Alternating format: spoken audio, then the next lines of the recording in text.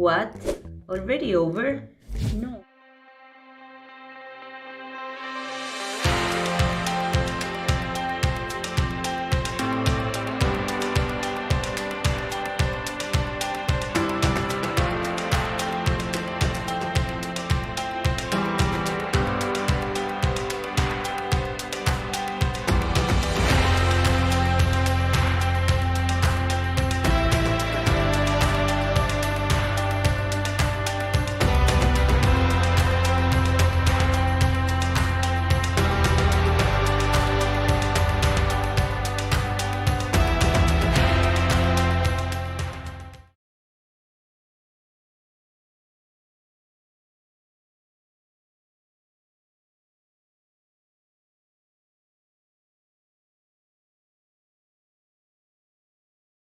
Thank you.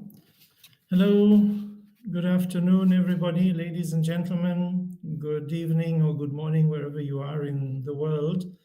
Welcome to this session of the GWOPA Congress, which is entitled, What Does Climate Resilience Mean for Water and Sanitation Operators? My name is Andre Gikus, and I'm the Chief of Urban Basic Services at UN Habitat. And I'm also very happy to send you greetings from the UN campus here in Bonn, in Germany, where we're staging the World Congress of GWOPA. Some of the discussions of this around are going to be on climate resilience and what it means to operators, and especially operators which are already active in this area. And this is a 2-volume sort of climate action webinar, so 2 sequences, which is organized by GWOPA on operators facing climate change impacts like flooding, drought, and also heat and fire events, so quite extreme events. And today we're looking forward to hearing ways of leveraging water and sanitation for climate resilience. We're very honored also to have with us the Special Envoy for the International Water Affairs, the Kingdom of the Netherlands, Mr. Henk Ovink. We're also happy to see that climate resilience planning and implementation by water and sanitation operators and through operators' partnerships can actually contribute strongly towards nature-based solutions. And of course, this session will also give us sort of prelude and looking forward and ahead towards COP26, which is starting next week. Just some quick technical issues. You can join the chat. So there's a blue chat button on the right-hand side. So please make use of that, sign into it. There's simultaneous interpretation for this session in English, French, and Spanish. And there is also a session feedback survey, which we'd also like to encourage all of you to complete this survey to give us guidance and feedback on the session, but also to give us guidance on how we can improve the sessions. I'm also very thankful for all the speakers, participants, interpreters, and all the technical staff in the background who are making sure that this event is a great success and, of course, makes a great contribution. Without any further delays, I'd like to hand over to the moderator of today's session, which is John Matthews, who is the Executive Director of the Alliance for Global Water Adaptation. And within the global climate community, John is an advocate and advisor on the relevance of water-related issues for climate risks. So without further ado, over to you, John. Wishing a very good session and looking forward to learning a lot from today's session. Over to you, John. Thank you so much, Andre. And I'm really grateful to be here with you all, to be asked to moderate this session. I think we're at a special moment in time today. And on one level, that to my knowledge, the very first climate adaptation, climate resilience session that occurred on water utilities and how they should be responding to climate change occurred around 2006. Here in the US, it was actually sponsored by a public utility, the city of San Francisco in California. The first session that I attended was in Amsterdam around 2008. But we have moved a huge amount since that time. things have become much more operational. There have been really significant changes in how we think about climate resilience for utilities in the developed world and the developing world, the range of solutions, the kinds of institutional changes, thinking about finance and how it interacts with utilities and trying to make sure that we stay reliable, that we still play this critical role in local and national economies, and that's very important. The other moment in time, of course, that we're facing is that next week COP26 begins in Glasgow in the UK, and representatives, delegates from at least 190 countries, 120 world leaders will be converging on Scotland beginning next week. And the COP itself is making a transition. I've been going to the COPs as a technical person, as a kind of advocate for thinking about being respectful and engaging with technical people since 2009, so a good 12 or 13 years already. And this is really the COP in which we see that transition from the kind of high-level negotiators to the people that actually have to make the small decisions and the big decisions every day. And that's you as the audience. And as I was mentioning just before we went live with this session to the other speakers, our challenge right now is to help give you the tools that you need as we make these larger shifts in process. I'm going to start today with a very practical talk that is going to come from the Asia Pacific region. We're going to begin with a speaker. He's an old friend of mine, Stefan Rao, with the Asian Development Bank. Stefan, he works on strategic urbanization policy and integrated economic and urban development projects at the Asian Development Bank and is based in Manila. And he's going to be talking about more than a decade of work that he's been pursuing in China. The floor is yours, Stefan.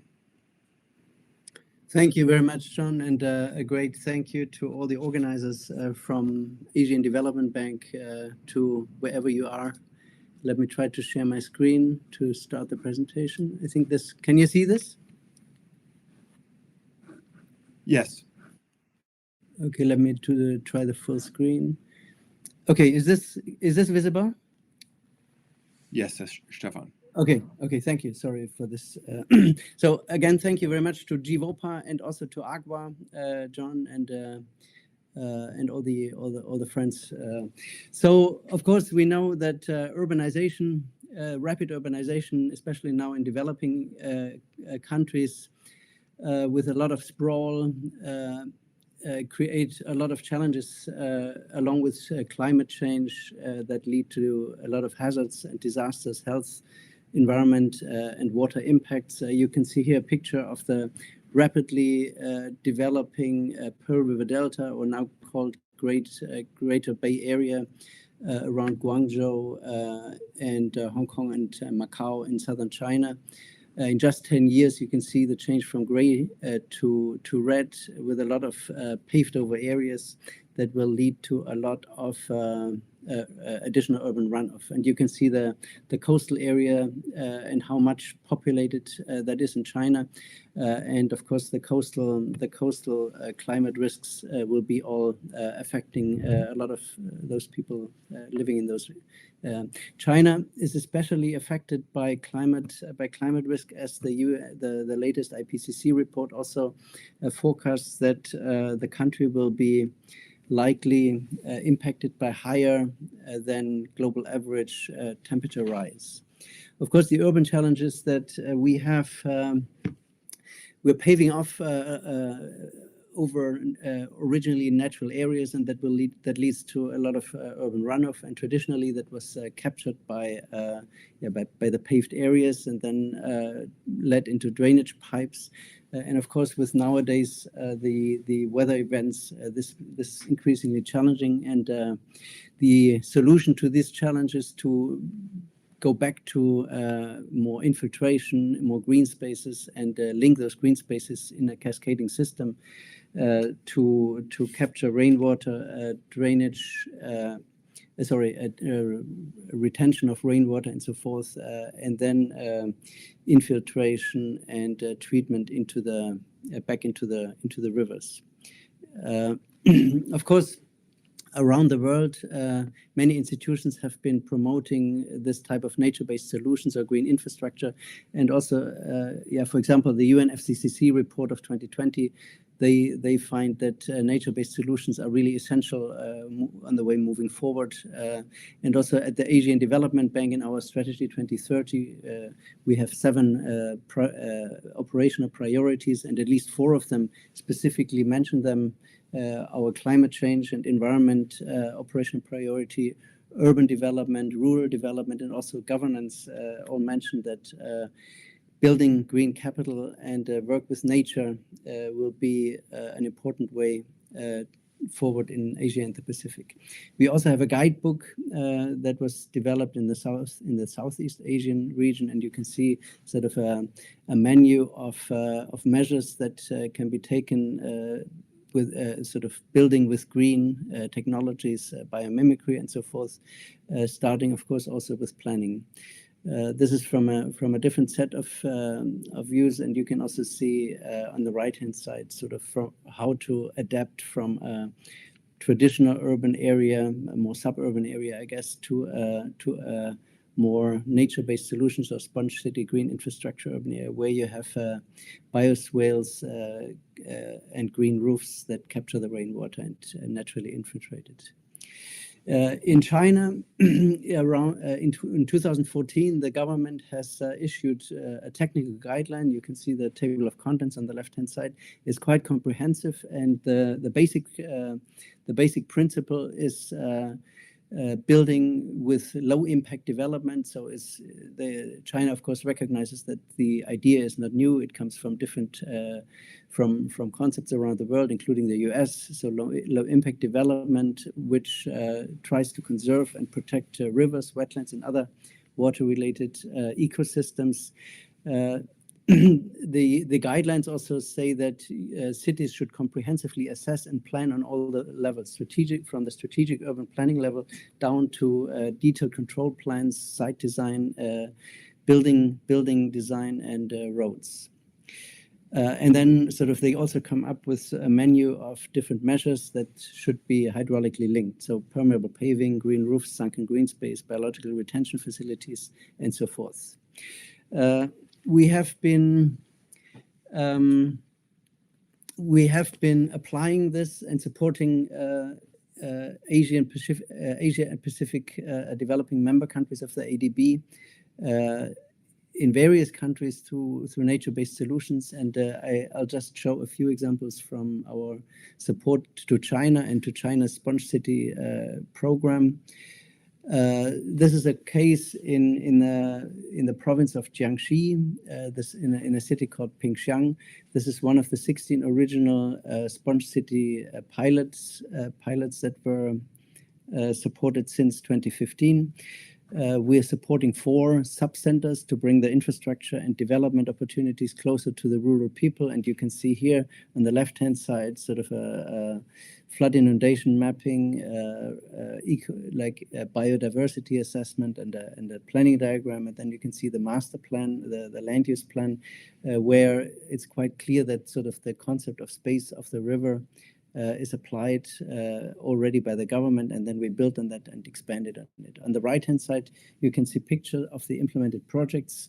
The picture in the middle shows a wetland park that was rehabilitated right next to the river, and you can see it in action, where during a flood event, during a storm event, the excess water just flows from the river.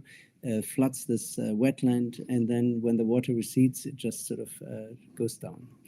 Of course, the wetland park will be is part of the recreation system of the city, and then on the bottom two pictures you can see green embankments with a tow zone protection, and then a green water edge also going into the water where the biodiversity sort of interaction will be most sensitive, where the water meets the land, and then you have boardwalks so people can enjoy the walk along. So this is just a little bit of background what we did to analyze. So we carried out a climate risk and vulnerability assessment with downscaling of the climate model with a baseline 2050 and 2100 scenarios, and then we gauged, we modeled the hydraulics of the rivers in the area, and then we calibrated it through a comparison of real data from gauges in those rivers. You can see on the left-hand side, Jiangxi province is part of the Yangtze River basin, and you can see from the dark blue shaded areas that Pingxiang and Jiangxi is sort of receiving a lot of precipitation annually, and is also causing a lot of flooding downstream. We carried out a biodiversity assessment, and then the adaptation measures that we have proposed and also implemented sort of further advance biodiversity and promote a greater diversity of plant and animal species.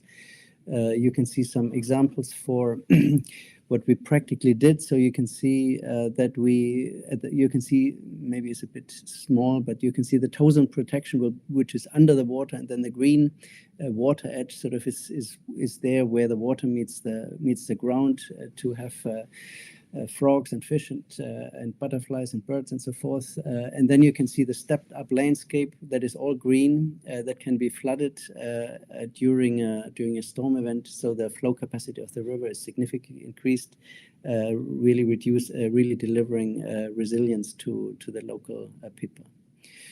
A second project, so this project was focusing on reducing the risk of river flooding, and the second project I want to show you is focusing on reducing the risk of urban flooding, also a little bit of river flooding, but the focus is urban flooding.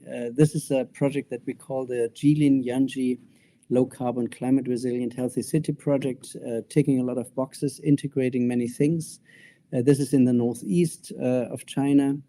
And this is sort of anchored on a bus rapid transit investment that you can see here, this red line with the dots with the 25 stops in east-west direction, sort of transforming the city to a really transit-oriented development place where with stations with mixed-use areas that are based on the compact city concept, improved bicycle and pedestrian networks, and then you can see these green along the rivers. You can also see the green spaces along the line going between the line and the river, following small creek catchment areas. Those are green spaces that will be developed along with this project, and all of those green spaces serve as green infrastructure. And since we are talking about utilities, we also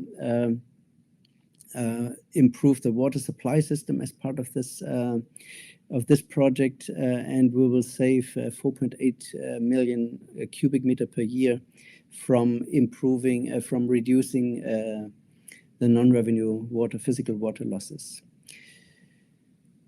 We have prepared on the top right, you can see the Sponge City Master Plan that we prepared based on catchment of small rivers and creeks. And then we developed for each of those an improved drainage pipe network, and then also the at-grade green infrastructure. And then we simulated that both together, the underground drainage system together with the new green Sponge City infrastructure, green spaces at grade, and then systemically we could simulate and prove that we virtually in the future will have no more urban flooding through this integration of gray and green infrastructure. This is sort of a detail of one area where we are planning rain gardens in the residential communities that deliver the water to a newly opened canal here that is now underground, and then we green that, and then the water will be delivered to the river, where there will be an end of pipe solution with a sedimentation pond and an earth filter. You can see the green pathways along the roads with the medians that will receive the water like bioswales. Along with the preparation of this project, we've also developed a method to specifically capture and enhance and further improve health outcomes. And as China society is also aging dramatically, of course, making cities fit for old people. And because people are aging so fast and the society is aging, making cities child-friendly is equally important. So we developed this system that we call HACAMP, Healthy and Age-Friendly City Action and Management Plan, and we made a small publication to bring that out. And of course, a key dimension of this is offering healthy lifestyles and green spaces. Healthy lifestyles through public transport and bicycle and pedestrian pathways and green spaces, so people will enjoy being outside and have physical exercise every day. I think all of us here today are promoters and advocates of green solutions, I guess. And in my view, we really need to recommend mainstreaming nature-based solutions, and we have to build a stronger project base and then use the evidence and the lessons learned to showcase and demonstrate that these green infrastructures actually work. So we have to still overcome a lot of acceptance and inertia challenges that still seem to favor gray over green infrastructure. So local decision makers, engineers, handbooks, also contractors, they're just used to build the canals and the pipes and the dikes and the walls and so forth. They can calculate it easily. So there's still a lot of inertia that has to be overcome. And I think through evidence from successful projects, we can help convince them. Of course, nature-based solutions should be applied widely, both in urban and also in rural areas. And of course, this should be integrated in river catchment areas. And ecosystems should be rehabilitated, allow space for rivers as a key principle. And integrating in the cities the green and the gray infrastructure is a key to the success and the efficiency and effectiveness of the systems.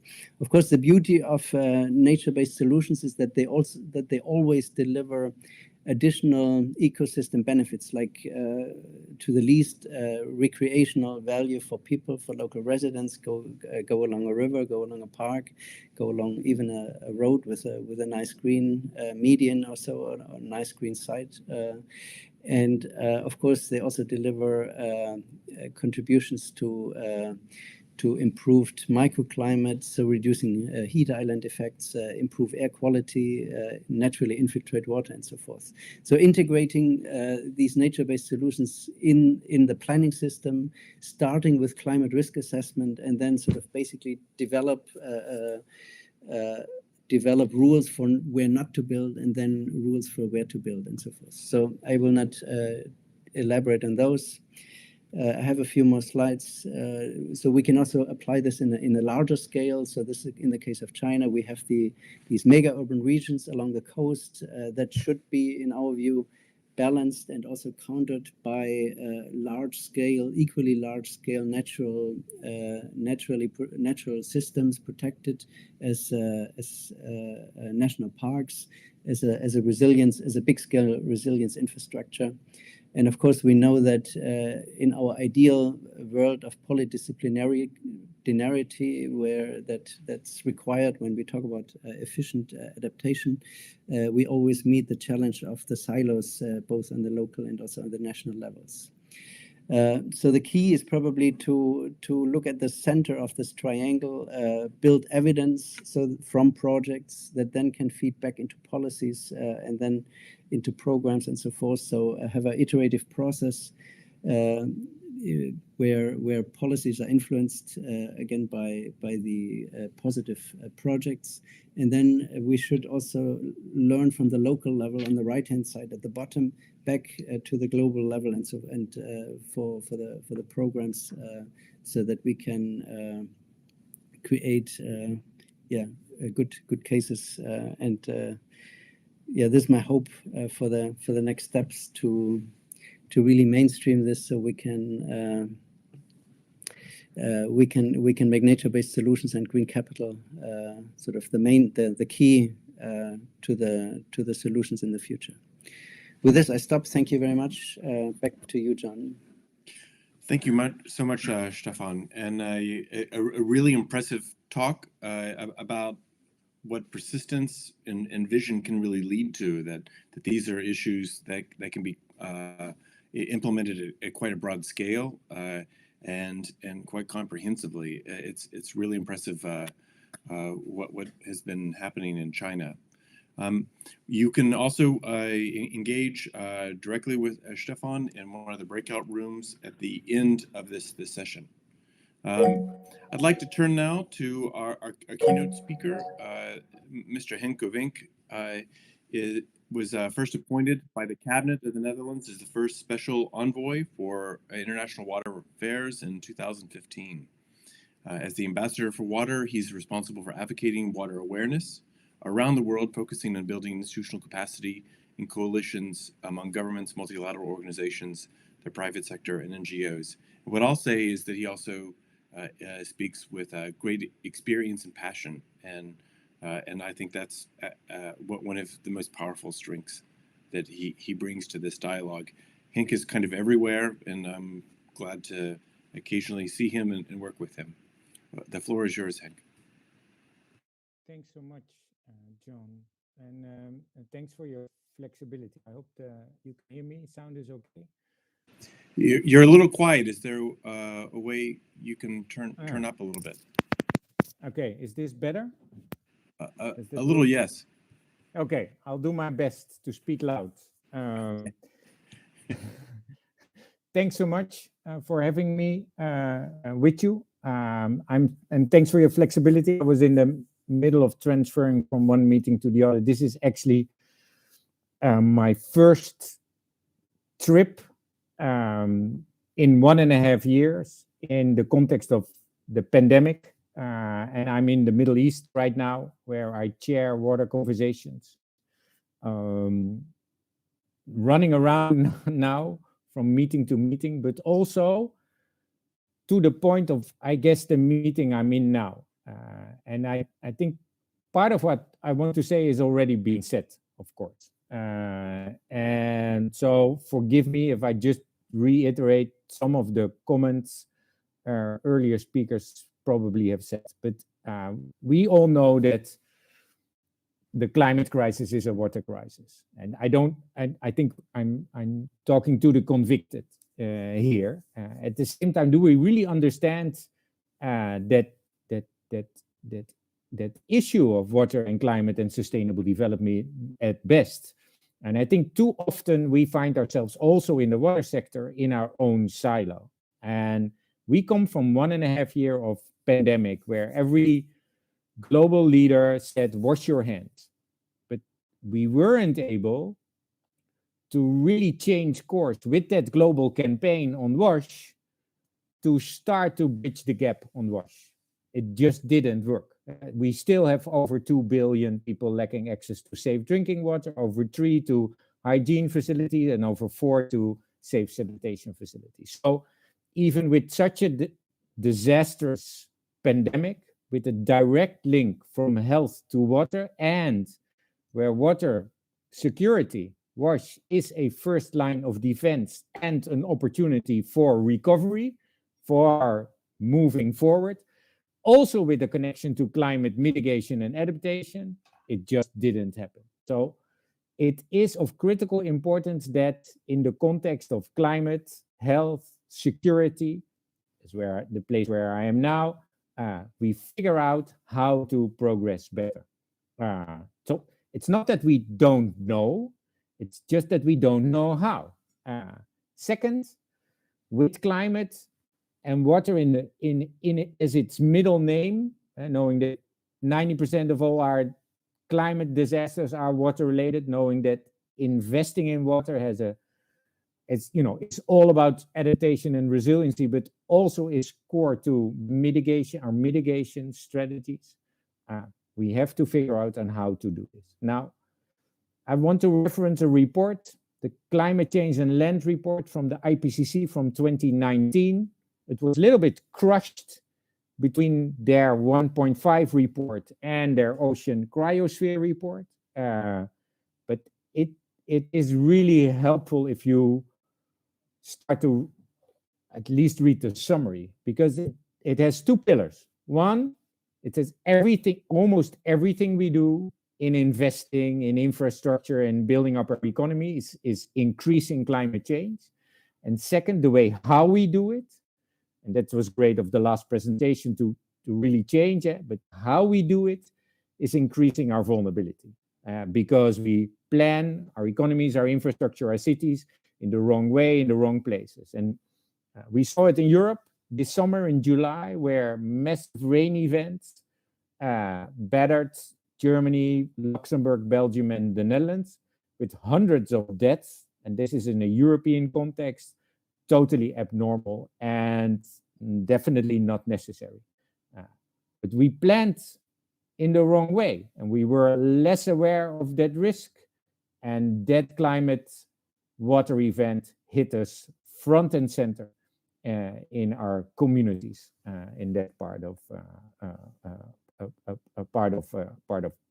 world. So that is where the solution lies. If we understand these interdependencies, the planning of our economies, our infrastructure, and all the way in a life cycle approach to maintenance and operations and understanding how this works, we can reverse course. The 1% of investments that are amazing, that actually show us the way forward, are the opportunity for us to scale up.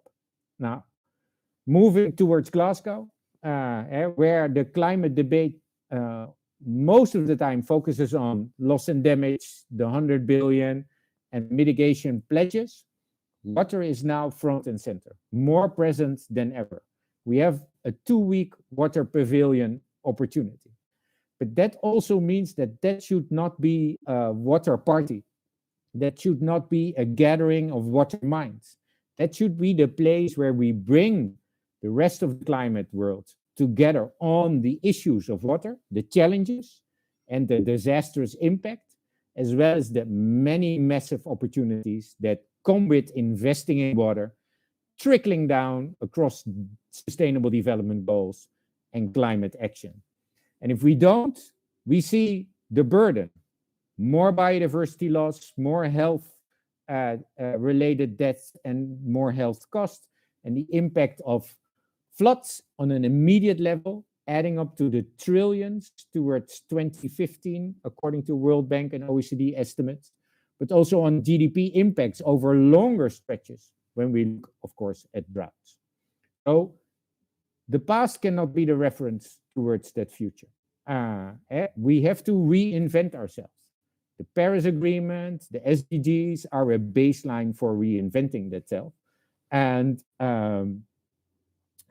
that demands, in my opinion, investing in a parallel approach. And I'm here in Jerusalem, and again, this call was reiterated now by our other partners, saying we can talk about the projects, the trillions of investments that are going out, but if we don't continue to talk about the people and their institutions, the capacity and the enabling environment, the research and development, the ownership at every local level, the operators, you could say, institutional capacity, then forget it.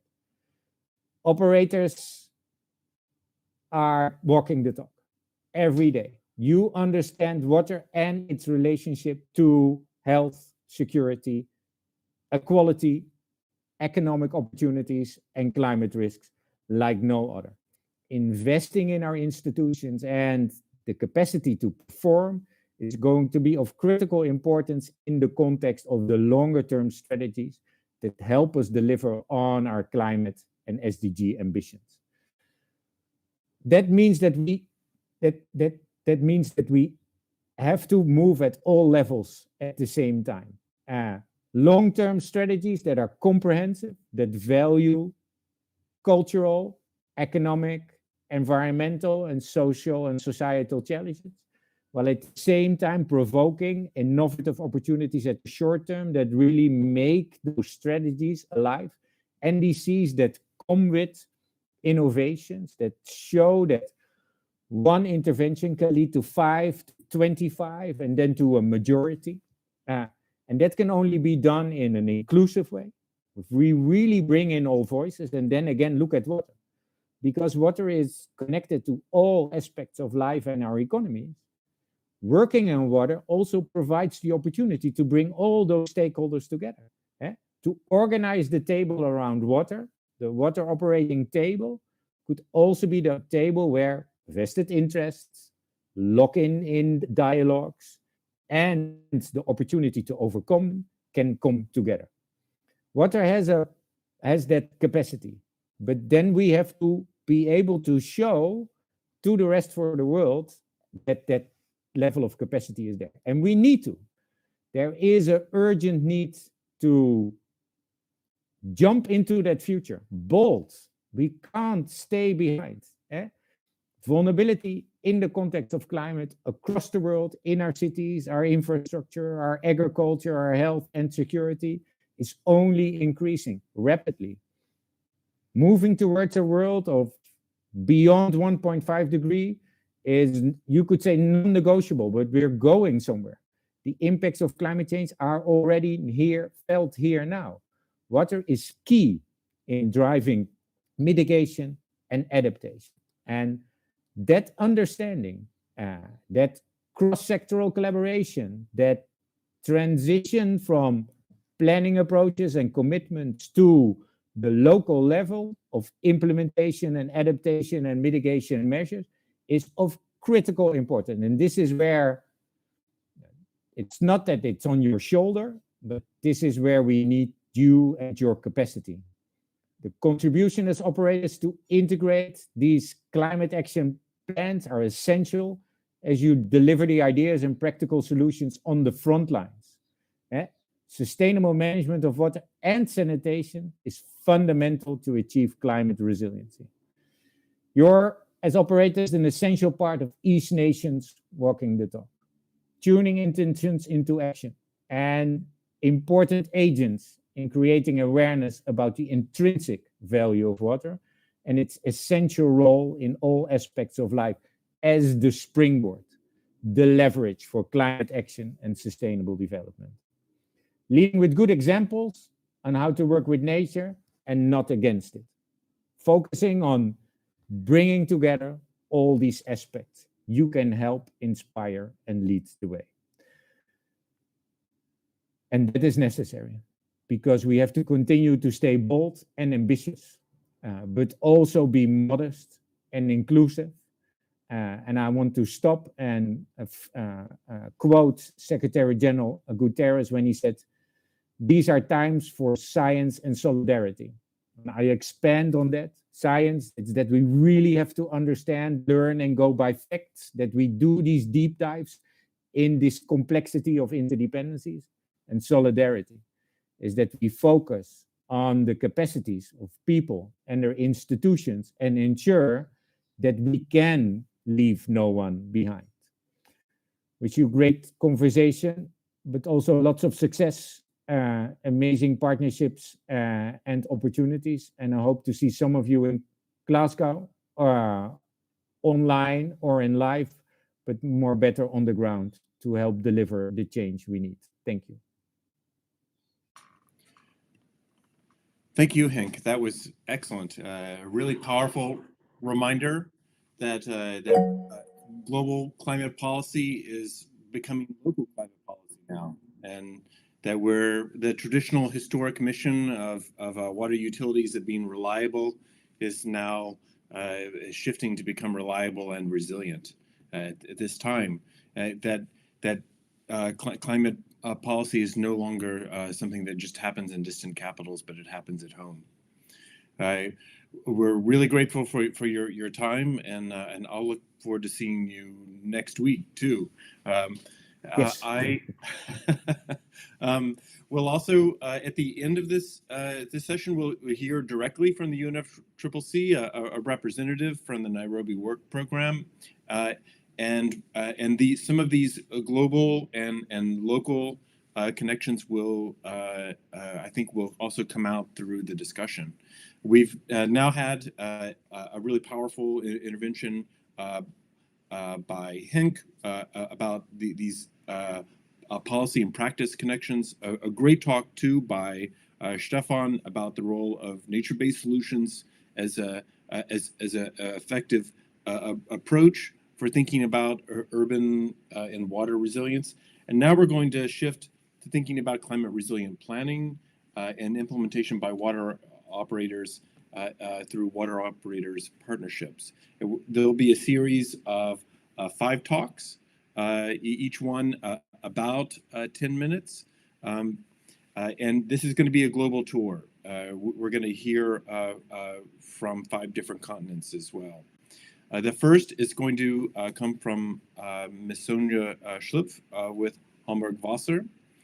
She's been involved with climate change adaptation projects for a very long time, almost ancient history as far as these things go, back to 2007, focusing on several research projects in Germany, and also from 2011 to 2013, working as a researcher at a university in Hamburg. Since January 2020, she's been representing Hamburg Wasser for the rain infrastructure adaptation process, or RESET. The floor is yours, Sonja. Thank you very much for joining us. Yeah, thank you very much for inviting me. So I'm looking forward to the talk, and maybe for the questions. So I'm trying to share my screen now, and I hope it will work. And I hope you see my presentation now. Just put on my camera once again so you can see me. And then I'm going to start. So I want to talk a little bit on the case study of Hamburg.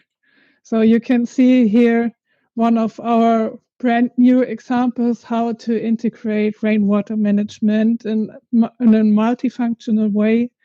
It's a sports facility where while heavy rain falls, water can be stored until it will be able to be infiltrated into the ground. I will talk on the behalf of Ajit, Ida Hood, and Wolfgang Dickhaut from the Hafen City University of the Department of Environmentally Sound and Integrated Urban Planning, and on the behalf of Lisa Reutenbach, which is working as well at the Hafen City University at the City Science Lab and UNITAG. And we'd love to present some different topics, how to improve the resilience of water management within Hamburg and how to integrate some research as well.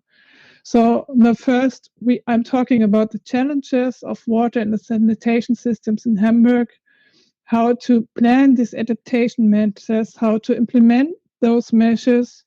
And I will as well talk about the cross-sectoral integration at city level and give finally some outlook what needs to be done in the coming years. So Hamburg is the same as other cities, as we already heard in China. We have all the same problems. We have the soil ceiling is increasing. We have, for this as well, without climate change and increasing runoff rainwater, we have still this end of pipe solution, and we need to change this only on the behalf of the soil ceiling, but as well climate change will increase the problem. So we are going to have higher temperatures, heat waves, and droughts. So the last 3 years were very, very dry, and we had some campaigns at Hamburg Wasser to how to save water for the private the private sector, for example.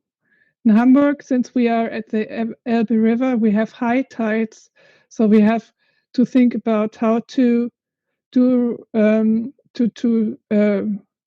save our drainage system into the River Elbe, and the probability of heavy rainfalls are rising. So there are different topics we are dealing with. I just brought one picture about the challenges of stormwater management of one event we had in 2011. Here you can see this main street after a heavy rainfall. This is not the kind of streets we want to have in the future. Hamburg Wasser started to improve the system with a water relief program in Hamburg with different water relief programs in the 90s with a kind of a technical solution to have an interceptive sewer here beneath the original sewer, which is a combined sewer, which is discharging into the different rivers of the city of Hamburg.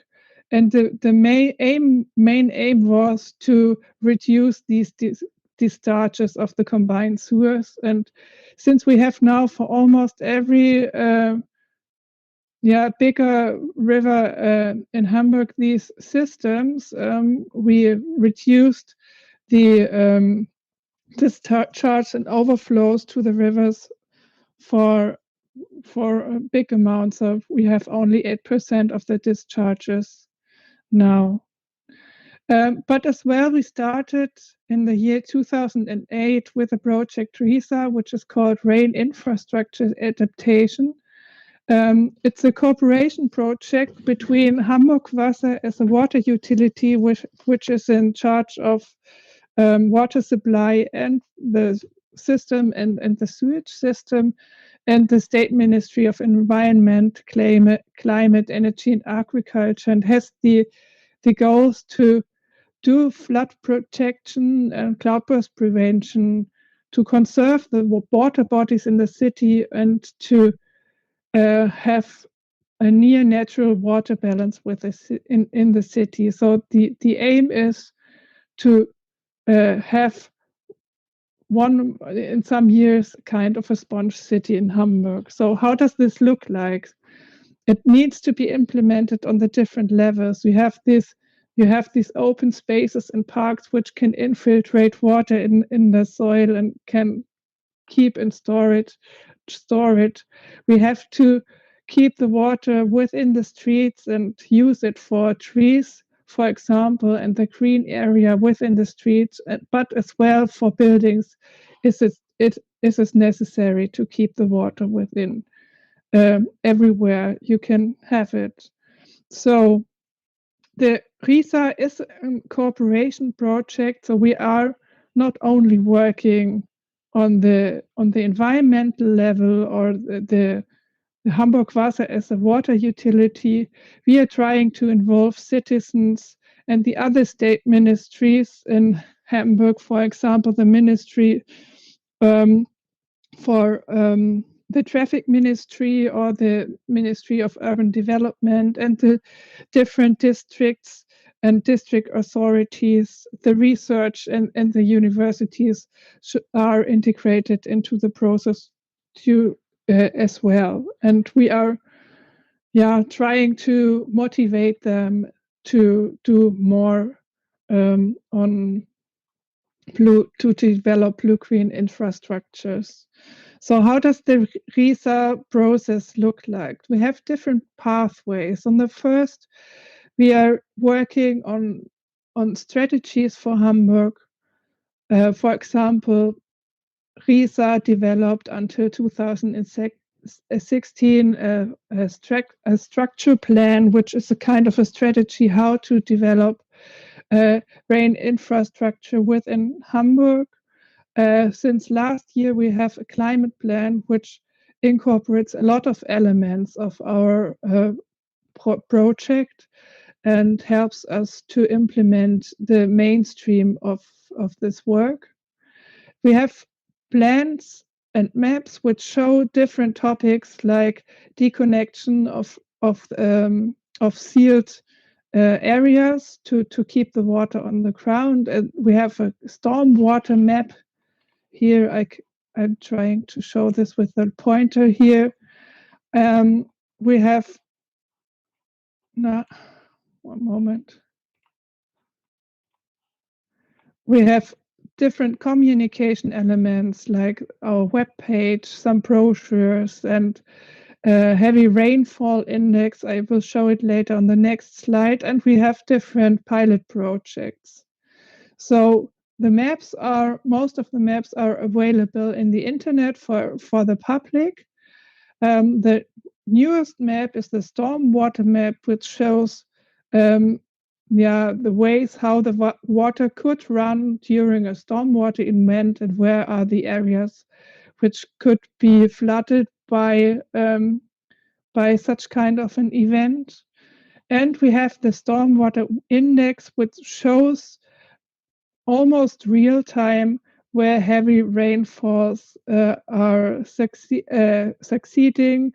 And there is a developed index which has which has the goal to have for the people living in Hamburg, the citizens, an easier understanding how heavy rainfalls how strong they are.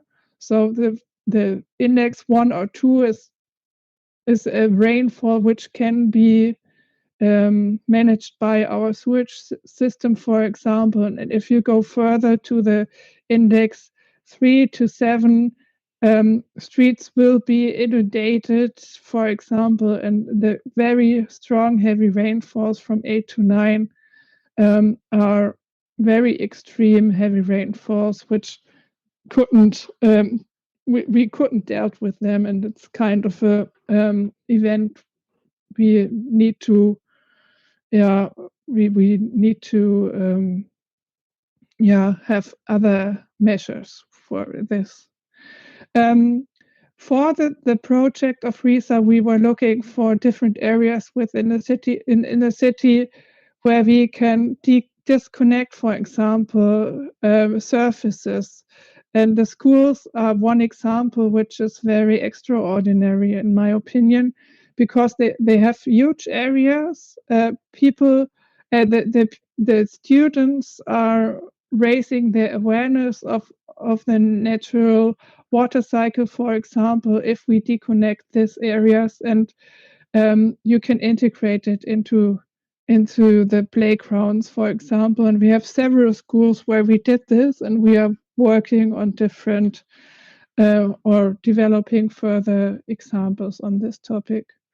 Another example is the stormwater playground in Neugraben-Fischbeck. There was a previous flooding nearby a school, and the stormwater retention basin was too small to have other extensions for it. So a playground was found to be used for the cloudbursts and the prevention. And now the water is drained there to protect the well area beneath of it, and the water which is retained here contributes as well to the groundwater recharge in the area. Another example is the sporting facility at the Heinz Stadion. It was a previous hotspot for flooding,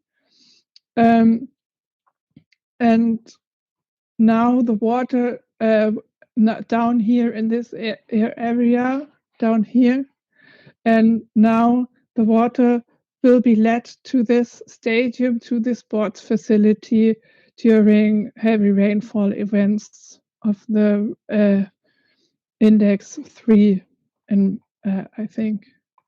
It was constructed in 2002, and it redirects the stormwater, as already said. We do some research, or in Hamburg, there is a lot of research on blue-green infrastructure at Hafen City University, for example, and I want to show some examples Hafen City University is working with. So there is the research project on blue-green streets, which works on multifunctional streetscape design in urban neighborhoods on different topics. And one example are the stormwater tree pits. So the life for trees in the city is hard, and people all over the world are developing different solutions. So we see here two options of tree pit which can where water can be infiltrated, rainwater can be infiltrated. The upper one is from New York, and the other one is from Melbourne. So the water flows from the road into the tree pit and provides water for the trees as well, so they can grow a little bit better. There's a tree pit concept which is being developed by the HCU and their research partners. Therefore, the water is led from the rooftops down to to this storage and led from there to the trees beyond beneath to the tree pit beneath the tree and provides water for the growing trees. This example is, and the tree pit has a reservoir of about 1,000 liter, which helps the tree growing in the first years. There's one example now implemented in Hamburg. You can see it on the left-hand side. And yeah, another example are the retention green roofs. It's a comparison of different green roofs, types of green roofs, and how much water they can retain within their systems. It works like that, the retention green roofs work like this, that they keep the water on the roof with a choke and only, and so the water can be retained on this field. Within this project, here you can see the building process. So you have these riggers on the roof, and they are covered with green and on different levels. And the possibility that the water is kept on the roof means that there is the possibility that a lot of plants and many plants are able to grow.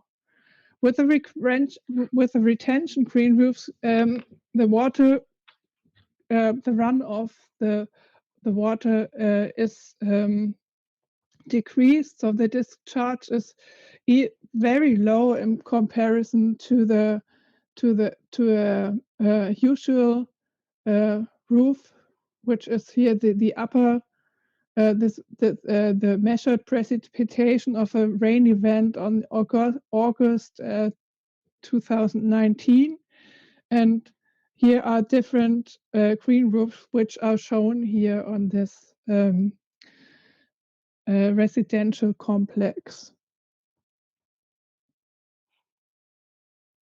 So, how to involve citizens, for example, within this project or within this process? So we have the possibility to do some digital innovation for the urban management.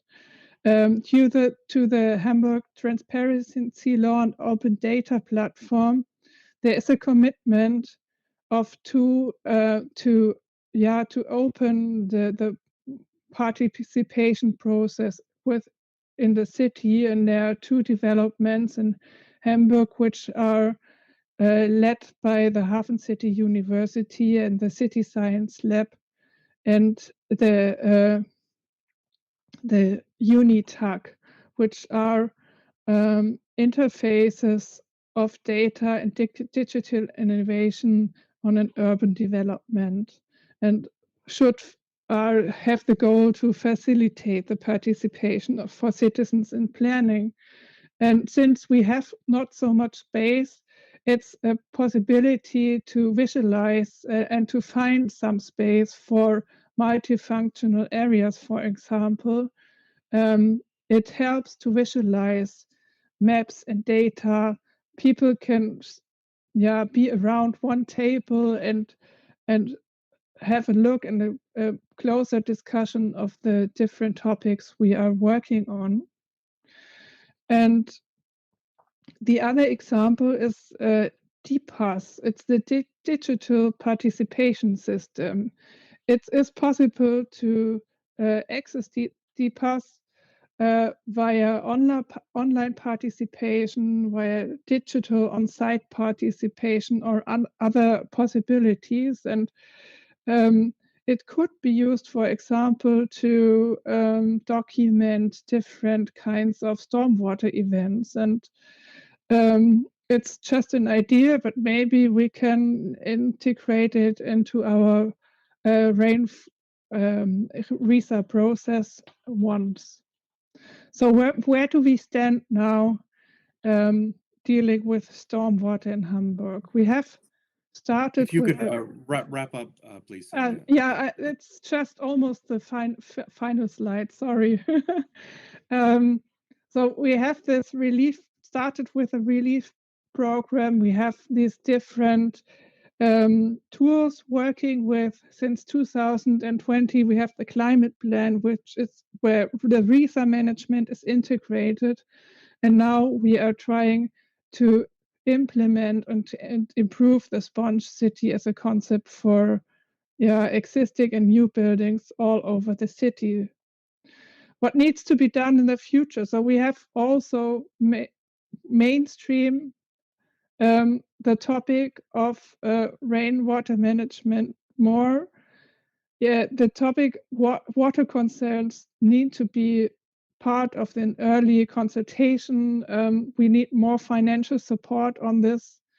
And yeah, we are going to monitor the already implemented projects and develop further cooperative projects. So establishing the green infrastructure has to be part of the water, sewer, and supply system in the future. So I thank you now and stop with my talk. And I hope I haven't talked too long. Yeah, thank you very much. Thank you, Sonia. We're really grateful for, again, such a comprehensive talk. And it's also impressive to see that you've identified so many different levers that need to be operated and pulled. To me, it's a great example of systems thinking as a way for a very well established and developed a system that is quite old too at this stage. It's a different problem than, say, in China. True. We're now going to turn to Mr. Luis Alberto Merida from Osa Mar del Plata in Argentina. My understanding is that Luis will be giving his talk in Spanish, and this would be a good time to switch over to the translation. No, Sean, thanks, but in English. Oh, okay. Perfecto. Luis has a master's in environmental management, specializing in renewable energy. He's a civil engineer, a hydraulic engineer, and a construction engineer. He has 35 years of professional experience working with OSA, and has had a really strong over 2 decades focusing on sustainability, climate change, and a variety of other aspects. So we look forward to your experience and wisdom today, Luis. The floor is yours. Okay, thank you, Sean. I try to share the screen. One moment.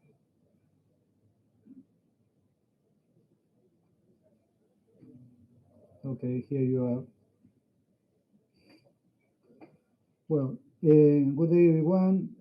Thanks you, Opa, for the invitation. What we will see next is the result of putting into practice concepts such as resilience, adaptation, and mitigation to the climate change in Ocean Mar del Plata during the last 20 years.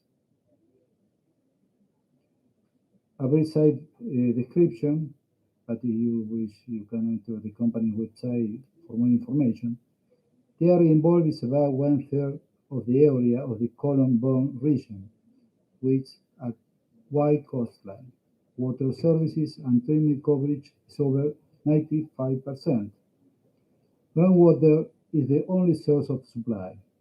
The population supplied is 0.8 million inhabitants in winter, double in summer, and we receive 10 times more tourists during the year, which causes the underground resources an important stress. Okay. That stress forces an alterity of the system to absorb it. In the graph, we see the levels of the aquifer with respect to the sea, and we can observe an area of negative values here that cause a high structural, intrinsic, and historical vulnerability, which is enhanced by the La Niña phenomenon, which implies in that area droughts. The challenge is to be resilient in the face of the acute problem that we have in the making due to climate change, the rise in sea level and the increase in streams. I also always say that we have already suffered difficult silent intrusion throughout history, which will be like the future rise in the sea level. I present as the evolution of the exploitation of the aquifer of the period 1913 to 2035. Production is the red line here. The salinized wells that reach 26% in violet, and the volume below sea level in blue. In vertical lines, okay. The time to activation the aqueduct, many of them financed by the IDB Bank that were made to correct the situation, generally represent an imbalance between 2 and 4 times the annual production. Therefore, stress is very, very important. When the deficit was zero at the beginning of the last century, without taking a victorious position, you always have been too humble in front of nature. I thought about the need to study the problem in depth, which was supported by the company. This led to the presentation at the COP10 Climate Change Summit in 2004. To my surprise, I did not find any international response. And for this reason, it has never been so important to think globally and act locally, which led to the consideration in 2007 of a Sustainable Management Plan for OCE, presented to the IDB Bank in 2009, which has allowed it financing today.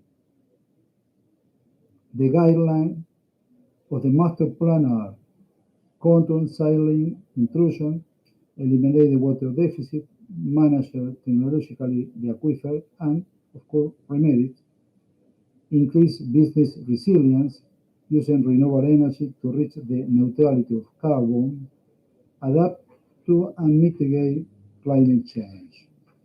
And more recently, in 2014, climate resilience is included as fundamental factor to take into account. This year, the master plan was updated.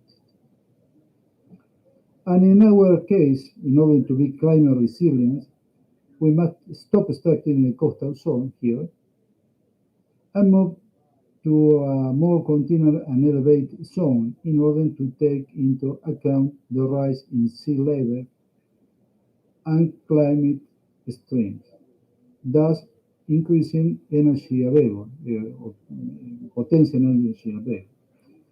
Today we are here close point B. The infrastructure projected in the master plan is called West Aqueduct System, or SAO, which is indicated within the red circle.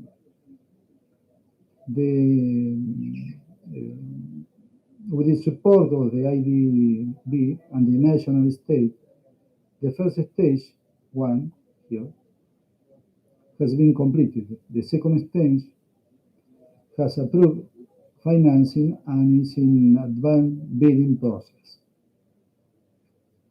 And now, if we analyze the ABC transit and model to the operation of the SAO with representative concentration path 8.5, we can see that we went from 7.5 meters below current sea level to 0 by 2026. The line is here. While by 2029 we will 2 meters above sea level, that is sea level, 2 meters. Obviously, we will become weatherproof, that will protect us from rising sea levels. Therefore, resilience and adapted to climate change. And now, here we see the possible future that is projected with the elimination of the deficit and the necessary production for the growth of the city we supply. Regarding climate change mitigation, GHG emission and life cycle analysis were calculated from climate change, depletion of the ozone layer, eutrophication of fresh water, and depletion of fossil resources. Concluding, the SAO works as a climate change mitigation measure due to its greater efficiency. The SAO allows the recharging of our current system and therefore avoid depletion of the entire aquifer, avoid saline intrusion, and the construction of the renewable park, GHG comparison with the first field, will further contribute to the mitigation of climate change, seeing it reverse greenhouse gas emissions. We have available 108 actors here, green, to install the renewable park, and as seen in flow diagram, it will produce solar, wind, biomass energy with the help of the water and hydrogen vectors.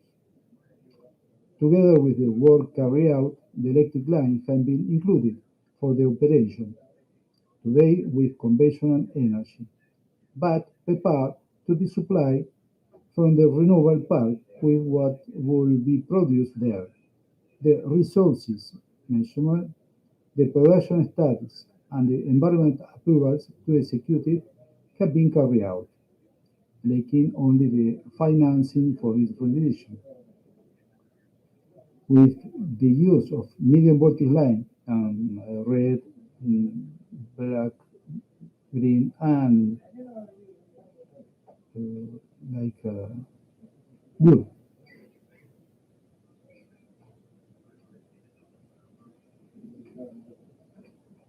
We can directly supply 70% of the company's facilities with renewable energy. Thus, we want to go back to the 19th century, where water production carried out by renewable energy, and it was with a sustainable balance of water. And we would say a green infrastructure towards nature-based solution and leaving behind the anthropic marine intrusion and the use of fossil fuels that characterize the 20th century, and to fully enter the 21st century with sustainable development. Return to the use of renewable energy, increase climate resilience, that will then allow us to universalize the water service for the entire population in a safe and reliable way. Thank you very much, and at your disposal if you have any questions.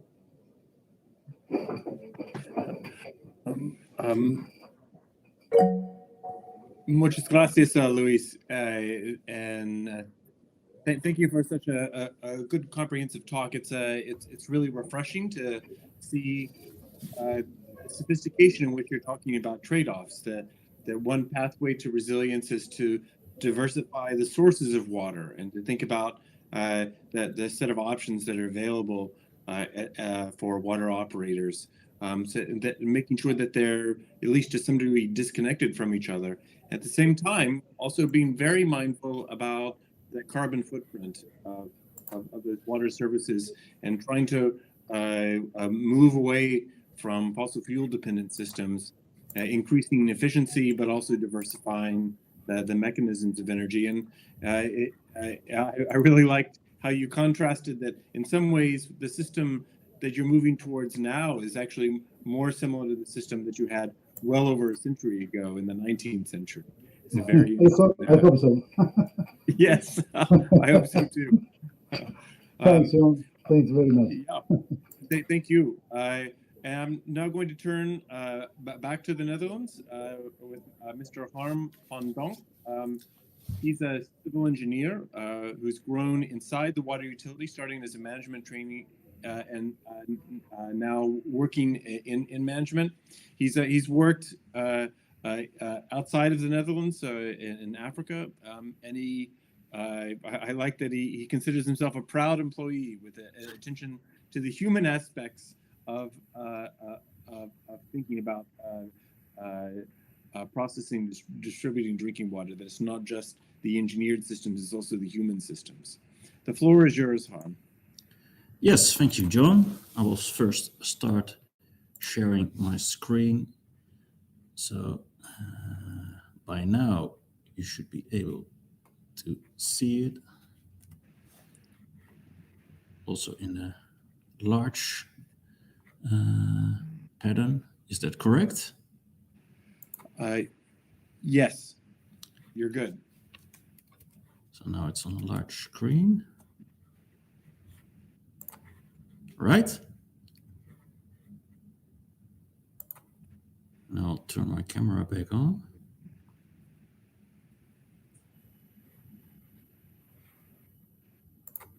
You were able to see it, right? Because I don't hear any response now. I cannot see your slides.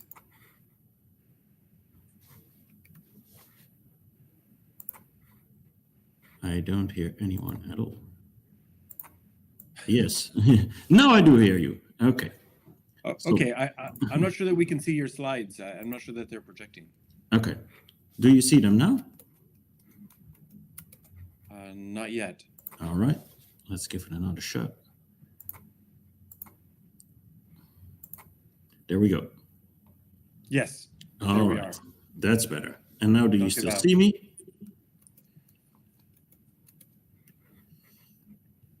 All right. So my story will be really short. I will tell about a bit about Waterworks and our community of practice. And what is Waterworks? Waterworks is a partnership from the 10 Dutch utilities who have water operating partnerships with other utilities in Africa, South America, and Asia. And that's why I will also keep my story very short, because after me, there will be 2 more talks from my colleagues in Waterworks, Romano and Miriam, who have much more interesting things to say than me, because they will really tell about experience from inside the projects. I will just give a short highlight on what we do in the community of practice. And that one we named Community Practice 2. Within Waterworks, we have 9 community of practices. And this one is on climate resilient water supply. And we see knowledge management as a very powerful instrument to use in order to improve the utility's performance, because what we do together, we discuss, we train, we share knowledge, we share experiences, tools, documents, and skills, both from the Dutch content, and from the other continents. So it comes also a bit back to what my fellow countryman Henk Ovink said. He had about science and solidarity, and you see that one coming back in our COP or in other COPs, of course, where knowledge sharing is the key. So what we do is meet every 3 months. We share experiences. We share project plans, insights, ideas.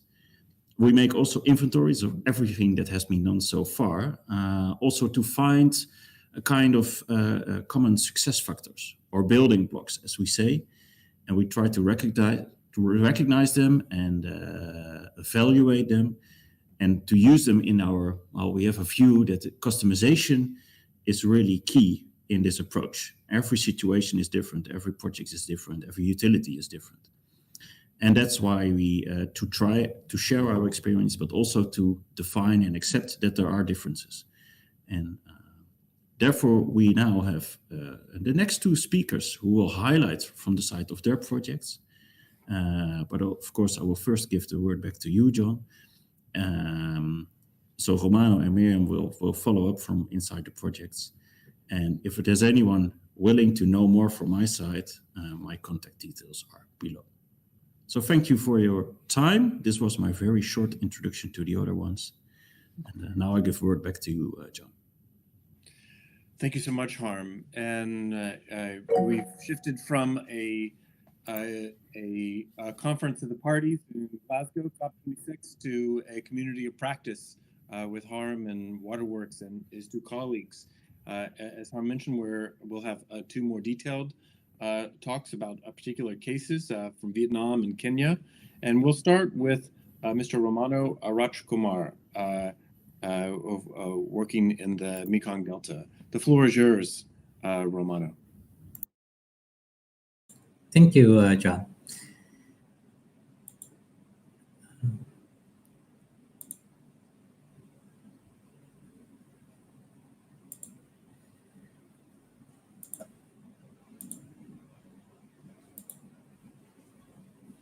Can you see my screen? Yes, very well. Okay, thank you. Thank you all for having me here for sharing my experiences and knowledge. And as already said, nature-based solutions are very important. But also, I think the COP26 is very important to have these innovations done. I'm Romano. I'm currently working in the Mekong Delta in Kanto. I'm based, and I'm working for AVDES as well. Going into the content of the presentation, I would like to start with the linkage with the WAP, the physical conditions, the master plans on the table, and the physical and climate resilient solutions, and the partners that we were working on with. In the Netherlands, we saw already that we have, like at my company AVDES, that there is salinity intrusion in the Netherlands as well, and we can prevent this also with sluice gate management. So there are different ways how we can prevent salinity intrusion by technique or to have a sluice gate management. And in the Mekong Delta, we see the same phenomenon occurring with the salinity intrusion in the delta as well. In the past decades, 3 decades, there was the ground. They have to have groundwater as a resource, and the groundwater extraction in the past 3 decades is recently increased till a high level. And on the other side, we see the groundwater tables from the groundwater are decreasing a lot. And this is a climate mitigation that we have to do. And if we saw in the research what happened into the land of in the delta as well, in the past 3 decades from research, we saw that the delta is subsiding as well. And one of those factors you see in the picture there's no direct linkage what causes this. If we go further in detail, we see land subsidence and the climate change in the Mekong Delta have these different factors that causing land subsidence, like the fluid sedimentation, erosion, but also like surface water. But one of the factors, and that's also about the mitigation that we have to do in the Mekong Delta, is that they are using groundwater. So they have to shift from their groundwater source to surface water. And on the other hand, we see also the sea level rise and the tides that are very important, and also the temperature. From the master plan that from the World Bank was on the table, there was a raw water supply planned from the west to the east to supply the water companies from fresh water. This was very difficult to make the agreement between the water companies and the provinces, because you need fresh water, and who's going to pay for these enormous pipelines? So there was, and we dig in more into the situation, and the water companies weren't completely satisfied with this plan, and so there was a second plan to have smaller pipelines to the water companies. But if you see the from Kanto to Sok Trang, the distance is already like 80 to 100 kilometers to supply water. The report also from Royal Haskell DFA was to minimize the groundwater use and to look into more local solutions as surface water treatment and also other technologies. So we looked more into the details, what's happening in the Mekong Delta. And from the Mekong Delta, we saw that the discharge from the Mekong River was in the monsoon, is very good. So you have a good water supply. And in the dry season, you see that from January till May, there is salinity intrusion. That doesn't mean that you have bad water quality, but in normal years, we saw that the salinity intrusion exceed the standards that we can produce with the conventional treatment is mostly from the times from February to April. If we look into the models that we have, we see that the salinity intrusion almost in 2016 almost reached Kanto. But this is also very, if we look in more to the data that we have these days, we see that in different tides, it isn't reaching Kanto at all. So we have a salinity intrusion that's a big problem, but in a short time. And in this way, we have to think about our options. The concerns are technically sustainable and the carbon footprint. So we have to educate and have quality. So we have to look in what kind of data we have. We have to look in the SDG 6 into renewable energy, sustainable cities, and responsible consumption production and climate action. So what do we know? We have innovations, the geoscience we have, the holistic systems, data mining, models, and we have more knowledge about aquifer storage recovery.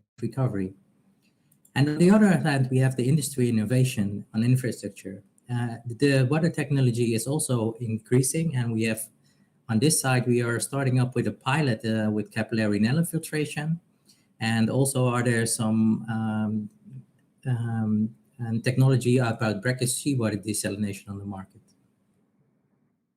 So we have to make a climate action. So how are we going to do, if there is no land available for a reservoir, there is a solution to look into the wet season when we have good water quality to restore the water in the aquifers.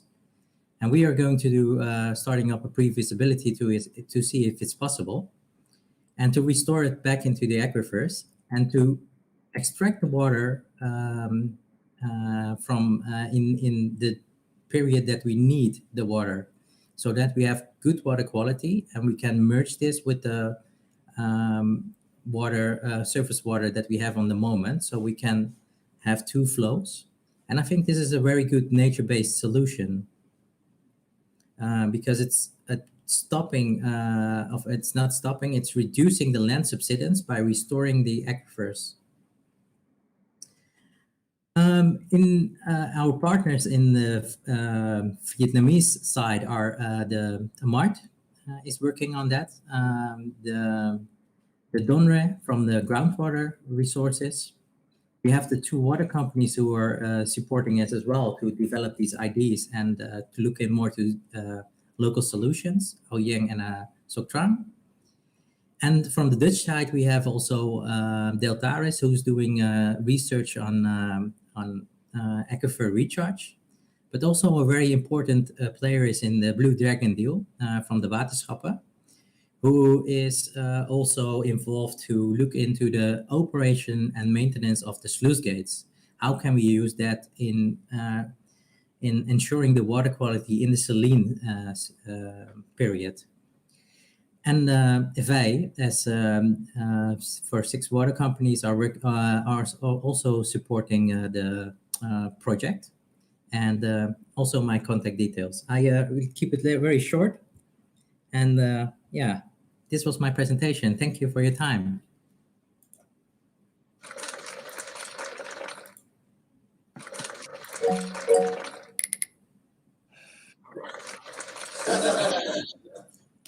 Thank you so much, Romano. It's an excellent talk.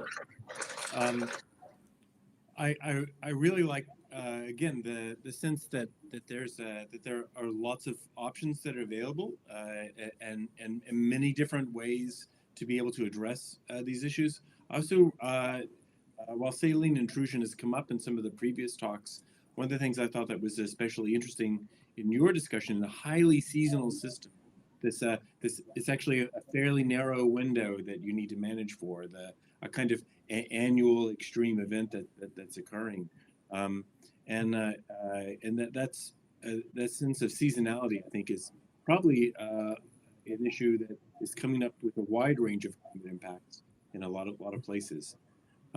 Thank you so much. I'm now going to turn to our next speaker, our last speaker, Ms. Miriam van Rode. She is speaking to us from Kenya, and she's a physical geographer. Romano is a mechanical engineer in the water sector. So a real change in the specialties that we're seeing here. She's started doing her work and research around the role of ecosystems interacting with soil and water conservation issues. And she is going to be focusing on building on her experience with the Rijkswaterstaat, the water infrastructure ministry in the Netherlands, and with that specific water utility. The floor is yours, Miriam. Thank you, John. And good day to everybody. My name is Miriam van Rode, and I work for a water company in the Netherlands. And as a short-term expert, I'm involved in a waterworks project in Nakuru County in Kenya. Next slide, please. Just to show you where Nakuru County is, you can see a map here. It's in central Kenya, in East Africa, and in the county there is a big part of the Great Rift Valley with a savanna landscape, some saline lakes, and ancient volcanoes. And it's quite dry. Next slide. But it's a very attractive landscape, especially for tourism. But the landscape is changing. You can see that in the past decades, more and more settlements have come. People started doing more agricultural activities, but also economic activities. There are a few towns, and Nakuru town, the major town in this county, is also evolving into a city and has a lot of ambitions. In the county, there are 3 water service providers, but they don't cover the whole county. And they deal with water scarcity and water quality issues, and with a high population growth of more than 3%, which is really immense, and deforestation and land degradation, among other things. Next slide. Here you can see an aerial photograph, which is made near Naivasha, one of the other towns in the county. And you can really see the change in the landscape that have been taking place. The round circles, that's agricultural activity. And then you also see the greenhouses where big companies grow flowers. And of course, this agricultural and flower businesses, they need a lot of water. Whereas the original vegetation in this area was mainly savanna with acacia trees. Next slide. So climate change, well, the landscape is changing, but also the climate. We see higher temperatures. We have seen that also in other presentations, and more extreme rainfall events. It's not that it is less rain. It's probably even slightly more, but it is more scattered over the year. So the rainy seasons are no longer very, don't have a concentration of rainstorm. Even outside the rainy season, you can have very extreme events. And these photographs were taken 2 years ago when there was an extreme event, which made also the river to cause a lot of erosion, and one of the water pipes, which was a big distribution pipe, broke. Next slide. Well, I have no doubt that there is a climate change. You can see it in the data. This is a graph on the left side of the temperature rise. First our measurements, and then the second part is 2 scenarios. So that is no question. But I noticed that apart from the challenge of climate change, there is another very big challenge, and that is population growth. Because at the right hand, you see the forecast of the population numbers in Nakuru County from just over 2 million people in 2020 to 5.5 million in 2050. Next slide. So it's all about water availability and water demand. And then all the factors that we have also come across in other presentations before. You can see them here, the population growth, the economic growth, but also the sustainable development goal to increase the water intake per capita, all cause that the water demand is increasing. And at the right hand of the balance, you see the climate change, the land degradation, which leads to more water loss, and at the end to a decrease in the water availability. So there is a disbalance in the water demand and the water availability, and we can already notice the current water demand is 80,000 cubic meters per day, and we think that in 2050 this might be 380,000 cubic meters per day. And on the other side, we see that already we experience, in fact, the drops in groundwater levels, and we see that small rivers and streams are drying up. So we have to do something. Next slide, please. So what can we do? Well, there are different types of measures that we can actually execute, and I think we need a mix of all these measures. And there are, to begin with, the water system adaptation measures. We need to restore the water balance and try to keep the water in the system as long as possible by increasing infiltration. But we also need to protect our water sources that we already have to avoid water pollution. And then there is the measures that we can do to the infrastructure to adapt them to extreme weather events. We have to look for new and alternative water sources. And last but not least, water saving and reuse measures. And I've put a picture of Sponge City. I don't need to explain, we have seen it, but I think Sponge City has different categories of measures from this slide. Next, please. Yeah, it was interesting. When I joined the program in Nakuru, I noticed that there was a question that the water companies were to make a water supply plan. But you cannot supply water if there is no water. So I thought we also need a water management plan. But the mandate of a water service provider is on water supply, let's say pumps and pipes. And they don't have a mandate on water resources management.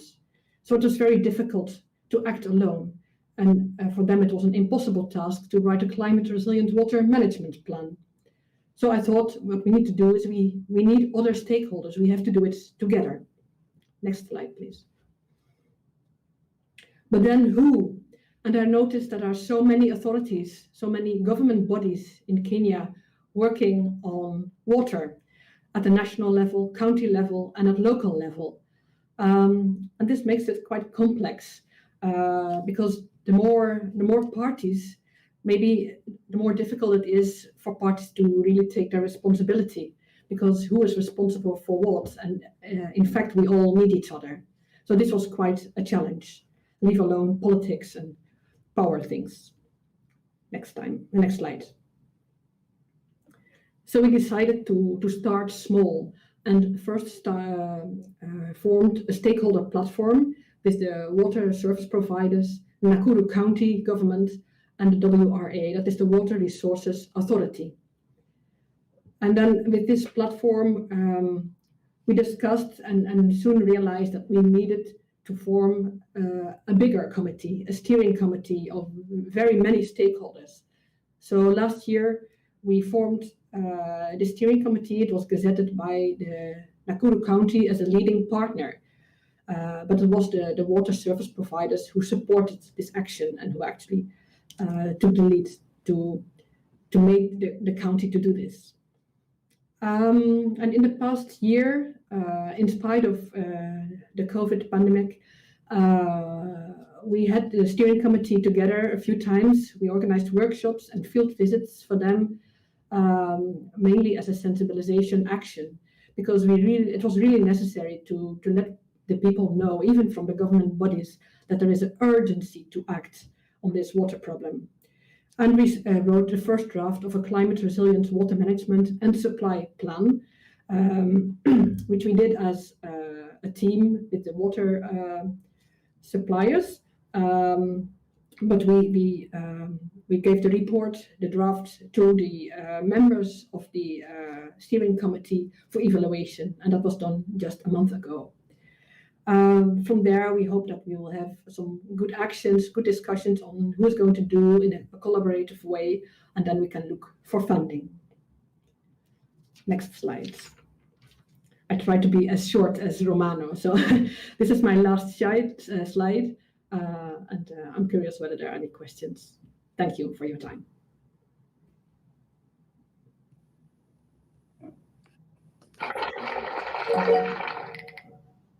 An excellent talk, Miriam, and a really powerful set of reminders that extreme events such as flooding also happening at the same time that we have water scarcity issues, that sometimes systemic change actually becomes very diversified across a wide range of potential actors that have influence or responsibility with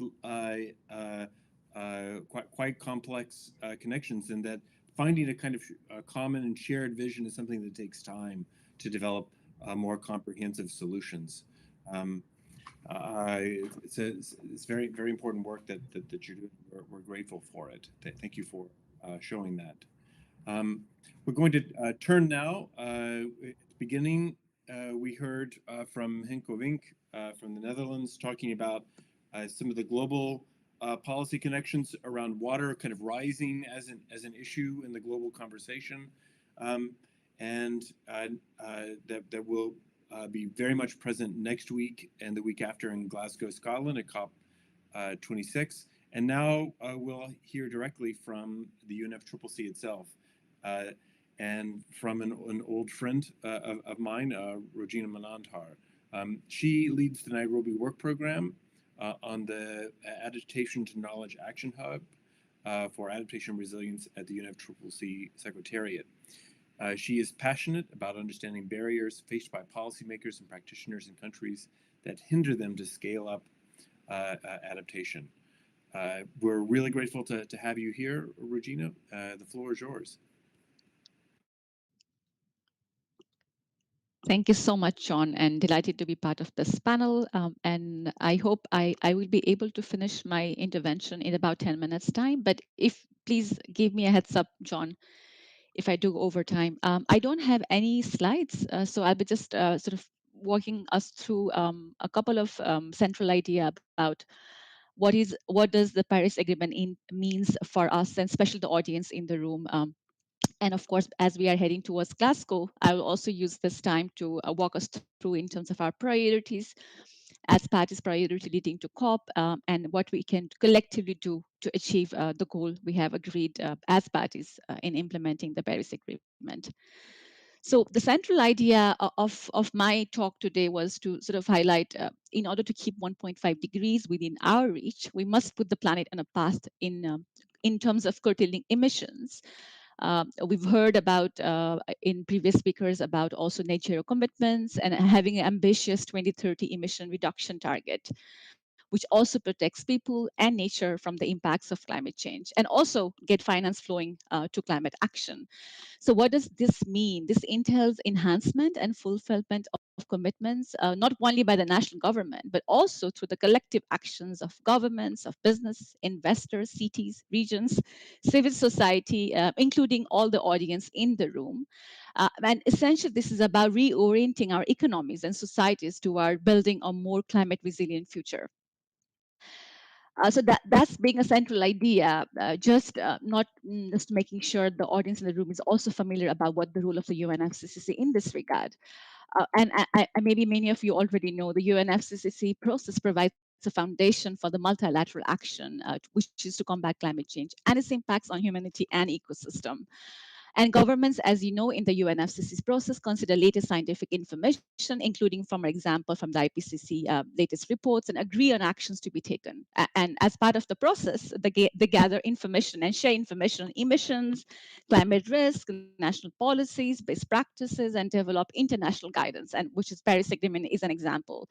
I think previous speakers already alluded to some of the key instruments that I was going to speak about, some of the key findings, what the government's priorities are, which includes, for example, the nationally determined contributions, NDCs, the national adaptation plans, the NAPs, and also the low emission development strategies. So what does implementing Paris Agreement entail, which hopefully is of relevance to our conversation in the breakout group sessions? The Paris Agreement overarching aim is to strengthen the global climate change response by increasing of the ability of everyone, including biodiversity ecosystems, to adapt to the adverse impacts of climate change and foster resilience. And one of the relevant point here is, in order to build a stronger and more ambitious climate action, the inclusive partnership is very much inherent to achieving the goal of the Paris Agreement. And for our conversation, I think the preamble of the Paris Agreement does highlight the relationship between the climate change and human rights, which also encompasses rights to water and sanitation, which I'm sure is very critical to the audience in the room. Um, uh, so what does success look like for parties, for all of us, for the upcoming Glasgow conference? And here, let me cite Patricia Espinosa, our executive, the UN climate chief. She has called for a bold and immediate action to make an urgent transformation towards a low carbon resilient future. And as we've heard from her, maybe in the previous sessions, she has highlighted 4 priorities.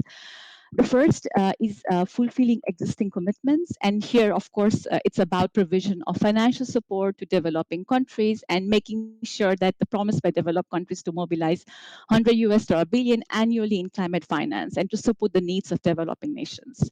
The second is wrapping up the outstanding negotiations, which I probably won't go into detail. It's this also including in implementing the Paris Agreement, but the technicality of it.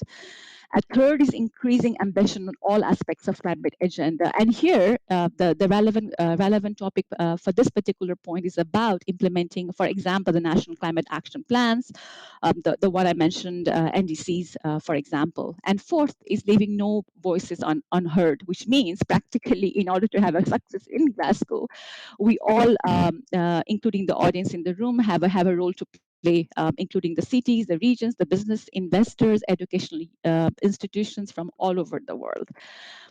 So how can we collectively play a role in creating a climate resilient future leading to and beyond Glasgow. And I probably would refer back to some of the key findings that governments actually have presented in the NDCs, which is, as I mentioned, the nationally determined contributions. The Paris Agreement works on the 5-year cycle of increasingly ambitious climate action carried out by countries, and this is one of the instruments that the Paris Agreement is integrating. And as you've seen, the recent synthesis report was just prepared by the Secretariat and was launched very recently. And this includes how governments all over the world are increasingly applying inclusive approaches to adapt to the impacts of climate change. This includes droughts, the floods, desertification, among others.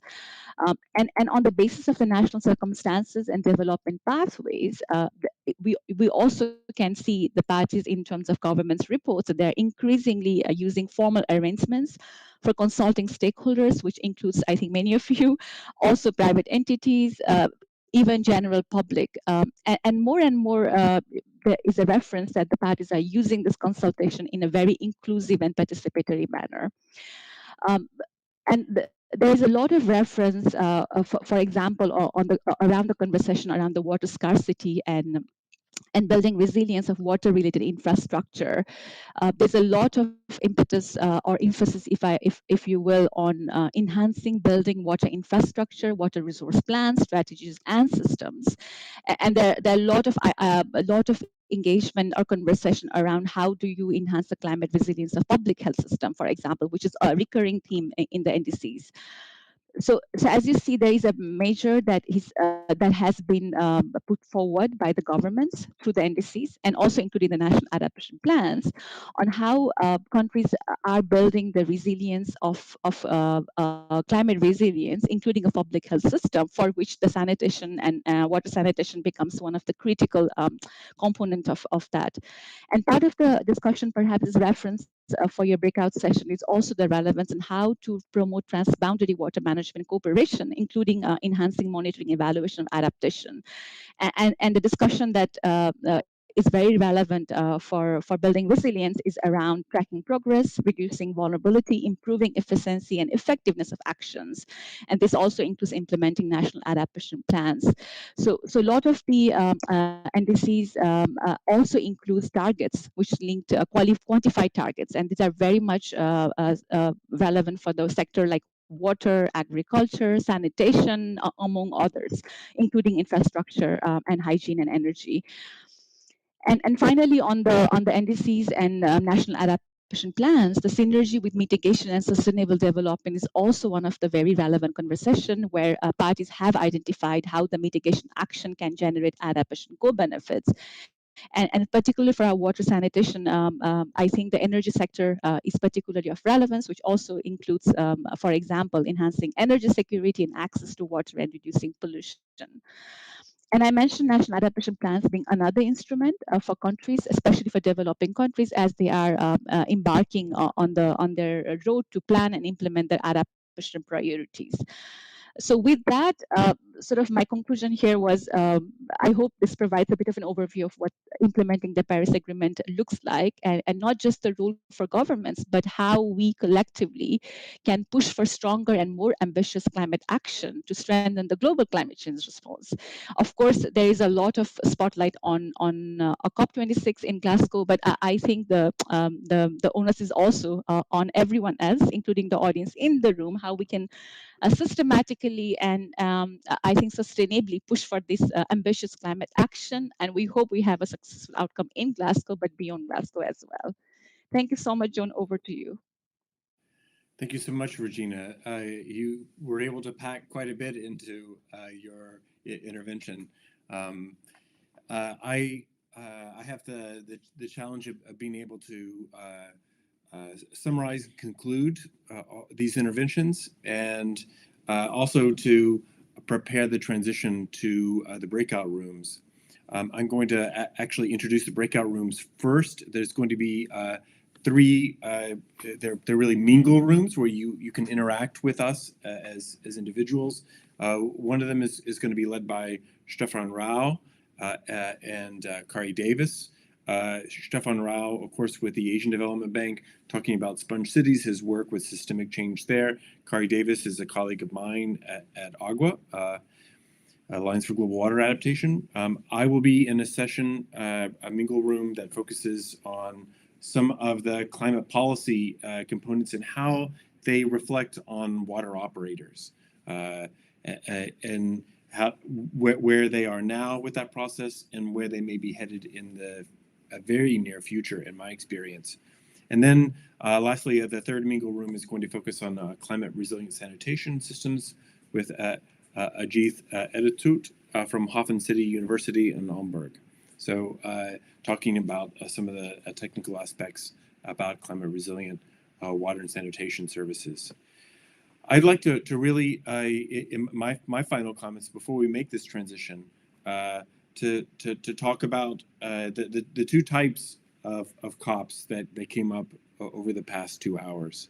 The one that we really began with is the Conference of the Parties, COP26, that global level of discussion about what climate policy means at a national, at an international level.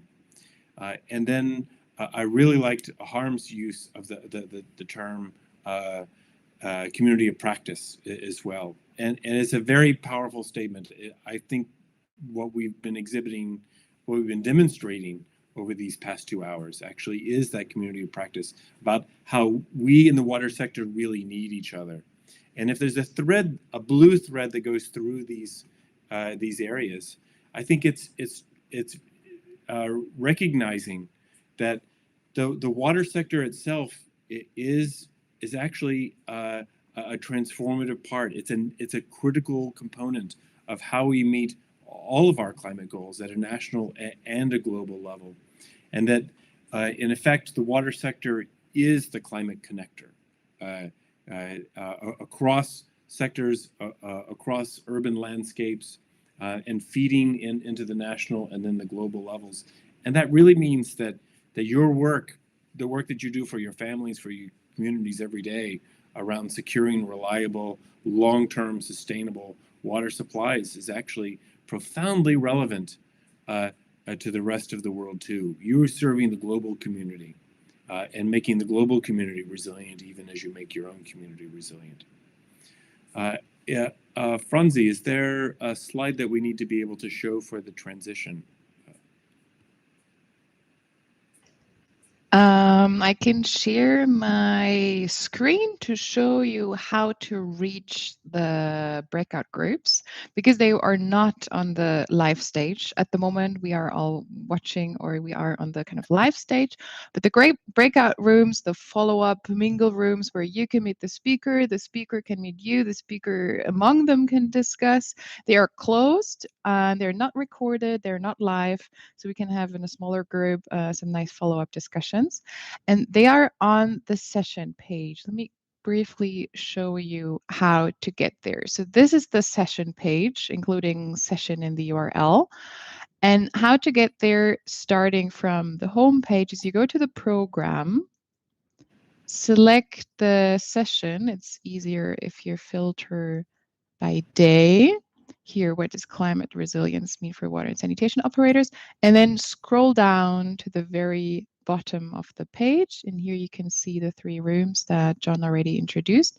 And it's really simple. Just click on it and you will be let in to the room, and you can turn on your camera, your microphone. It has a chat and hand raise function. And yeah, let's give us a couple of minutes to exit here and reconvene there, but this will be a really nice space, I think, for follow-up mingling discussions and getting to know each other as well. Super. Thank you so much. If everyone could turn on their cameras, we'd like to be able to see everyone to say goodbye. We really hope that you'll join us in the next session, and we're really grateful that you joined us for the past 2 hours. This session will also be available as a video if you want to share it with your colleagues. Otherwise, thank you so much, and hopefully we'll see you in the mingle rooms.